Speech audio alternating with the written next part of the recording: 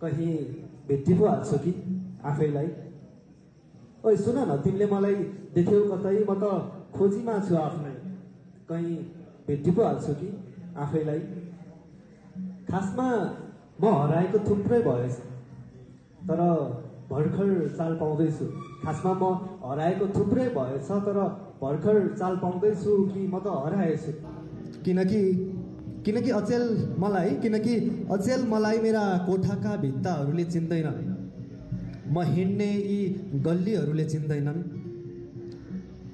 यहाँका रुखहरूले चिन्दैनन्, चोकहरूले चिन्दैनन्। किनकि अचेल मलाई मेरा कोठाका भित्ताहरूले चिन्दैनन्, गल्लीहरूले चिन्दैनन्, रुखहरूले चिन्दैनन्, चोकहरूले चिन्दैनन्। मलाई चिन्दैन म सधैँ उफ्रने त्यो चौरले, मलाई चिन्दैन म सधैँ उफ्रने त्यो चौरले, गर्मीमा गएर पौडिने त्यो खोलाले, सबेरै बिउजाउने त्यो घामले, रातमा मसँग बात मार्ने त्यो जुनले। मलाई नचिन्दछ यो सास फेर्ने हावाले, मलाई नचिन्दछ यो सास फेर्ने हावाले, नै बर्सिने बादलहरूले। म त चकित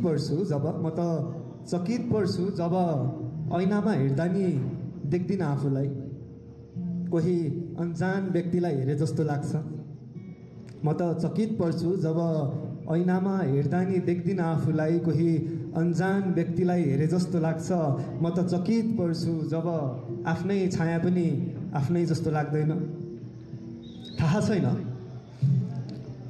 थाहा छैन मेरो अनुहार फेरियो कि मेरो व्यवहार, थाहा छैन मेरो अनुहार फेरियो कि मेरो व्यवहार, मेरो लगाई फेरियो कि मेरो बोलाइ।